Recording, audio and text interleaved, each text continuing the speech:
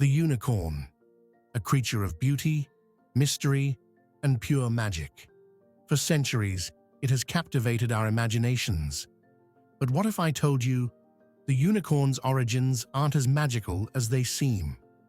Today, we're diving deep into the fascinating and often surprising history of the unicorn, a legend inspired by rhinos, narwhals, and a touch of human creativity. Let's rewind the clock, way back to 3300 BCE, during the days of the Indus Valley Civilization in South Asia. Archaeologists uncovered seals from this era, depicting a mysterious one-horned creature. Was it the first unicorn? Not exactly. Experts believe these images were probably of aurochs, an extinct species of wild ox. Imagine a beefed-up cow with one impressive horn. Meanwhile, in ancient China, stories of a creature called the Asian unicorn began to circulate. But this wasn't your typical white horse with a golden horn. Oh no, this so-called unicorn had the body of a deer, the tail of an ox, a dragon-like coat, and a fleshy horn. Sounds more like a mythical mashup than a mystical marvel, doesn't it? The unicorn first galloped into Western literature thanks to Theseus, a Greek historian from the 4th century BCE. Theseus wrote about tales he heard from Indian travelers. He described a wild beast, about the size of a horse, with a white body, blue eyes, a red head, and a multicolored horn. Sounds stunning, right? Except historians now believe Theseus wasn't describing a unicorn at all, but a combination of animals like wild asses and Indian rhinos. And then came the Bible, which gave unicorns a PR boost they never saw coming. Biblical scholars translating Hebrew texts into Greek misunderstood the word rhim, which referred to an aurochs, and translated it as monokoros, meaning one-horned.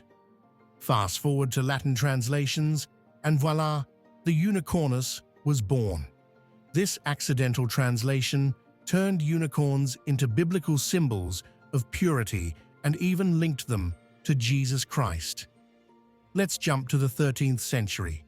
Imagine Marco Polo, the famous Venetian explorer, trekking through Asia in search of riches and adventure. Along the way, he hears tales of unicorns and finally sees one with his own eyes. His reaction? Pure disappointment. In his writings, Marco Polo described the creature as a hideous beast to look at, with feet like an elephant, hair like a buffalo, and a large black horn. Spoiler alert, Marco Polo's unicorn was just a rhinoceros enjoying its day in the mud. Not quite the majestic white horse he'd imagined. During the Middle Ages, narwhal tusks became a hot commodity in Europe. These Arctic whales, known for their long, spiral tusks, were rarely seen by Europeans, so their tusks were sold as unicorn horns for an outrageous price. Imagine medieval merchants shouting, step right up, get your authentic unicorn horn here." So, why do we still love unicorns? Maybe it's their symbolism, pure, untouchable, and free. Or maybe it's because they remind us of the magic we want to believe still exists in the world. Whatever the reason, the unicorn has proven it's more than just a myth. It's a cultural icon that has transcended time.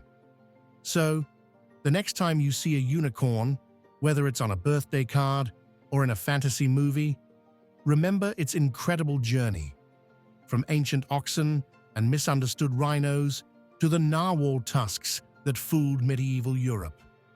If you enjoyed this magical tale, don't forget to like and subscribe to Hidden Histories. What's your favorite unicorn myth? Let me know in the comments below.